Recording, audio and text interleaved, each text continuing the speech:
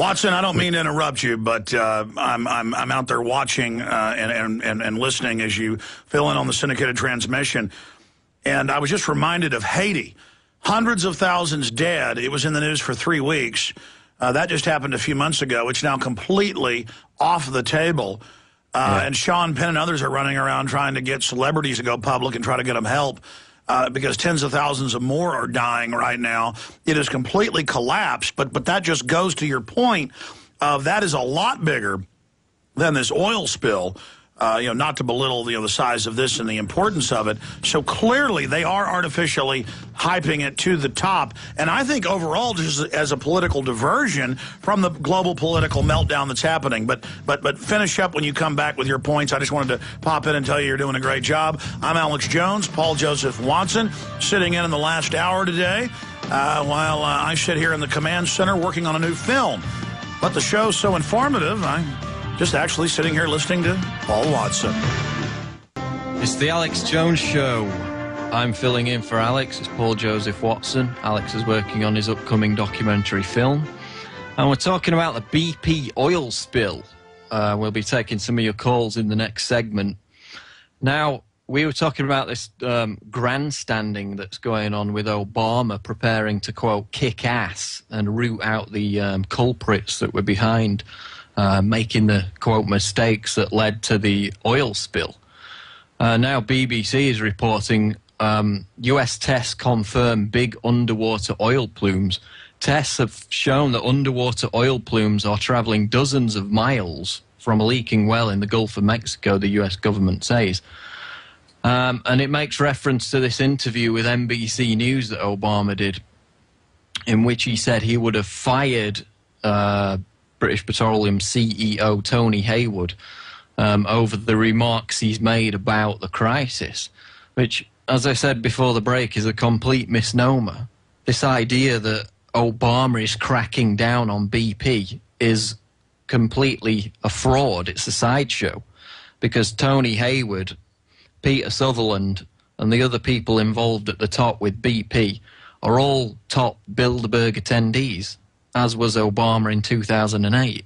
There's no fight between these people. It's ridiculous to even suggest it, which is why for the first 3 or 4 weeks of the crisis, Obama was too busy taking 2 vacations and playing basketball to even care about what was going on.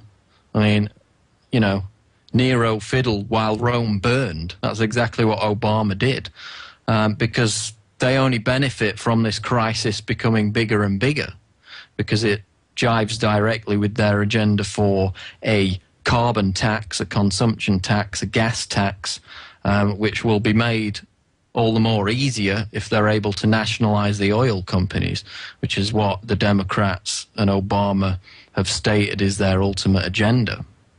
So we're going to take calls on that after the break and get your take on what's going on with the BP oil spill. As I mentioned, prisonplanet.com, in the last hour and a half, we posted a big article on this listing all the evidence suggesting that not only was there foreknowledge with all these top CEOs dumping their stocks, Goldman Sachs dumping their stocks right before the crisis occurred, but there is actually evidence of deliberate tampering with the very systems that are supposed to prevent this kind of disaster. In BP's own official investigative report on page 37, it says that the hydraulic systems were undocumented. There were undocumented alterations with the hydraulic systems before the explosion. Also in the next segment, we're going to get into, just briefly because we're going to take calls mainly, but how top historians and analysts are now forecasting, and this ties into the carbon tax post-industrial revolution agenda that the globalists are pushing, how top analysts are forecasting an age of rage, and how the austerity measures that you've seen in Greece, you've seen the reaction to them in Greece, the media don't really tell you what those austerity measures are, have provoked chaos, violence, and even deaths. Now, those scenes are coming to the United States. They're coming to other countries in Europe. But what exactly are these austerity measures that the Greeks are so up in arms about?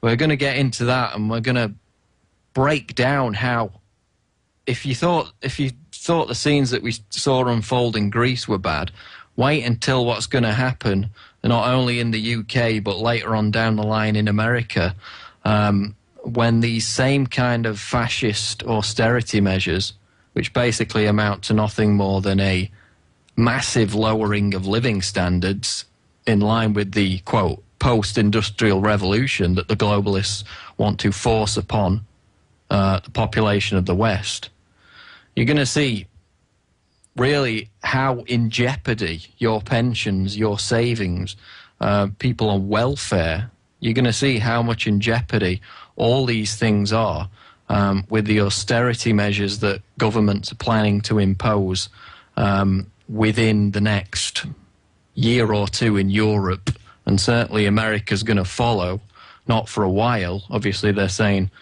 7 to 10 years America will be on a par with Greece. I think it's going to come into play before that, but certainly Europe will be the first to suffer these consequences of this fiscal fascism from the financial terrorists that caused the crisis in the first place. But after the break, we're going to take your calls on this and the BP oil spill. Stay tuned. This is the Alex Jones Show. I'm Paul Joseph.